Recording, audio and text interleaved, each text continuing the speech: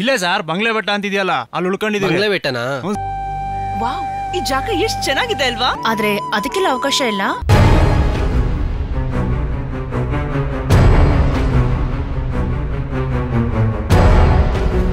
ಆ ರಾತ್ರಿಯ ಸವಿಯನ್ನ ಮತ್ತೆ ಸವಿಯೋ ಬೈಕೆ ಆಗ್ತಾ ಇದೆ.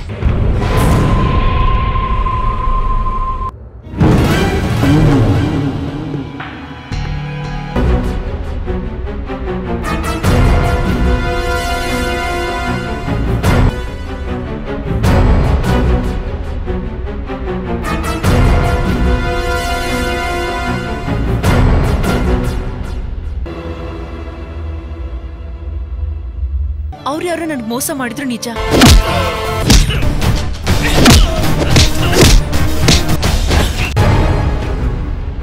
ಗೊತ್ತಾಯ್ತು. ಮತ್ತೆ ಏನಕ್ಕೆ ಫೋನ್ ಮಾಡ್ದೆ? ನೀನ್ ಉಡ್ಬಿ ಕಣ್ ತಪ್ಸಿ ನನ್ ರೂಮಿಗೆ ಬಂದ್ಬಿಡು.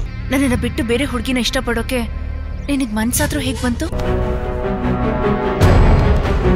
ಹಾಗಂತ ಕೆಟ್ಟೋಳು ಅಂತ ನಾನು ಹೇಳ್ತಾ ಇಲ್ಲ. ಪವಿತ್ರವಾಗಿದ್ದಾಳ ಅಥವಾ ನನ್ನ ಹಾಗೆ?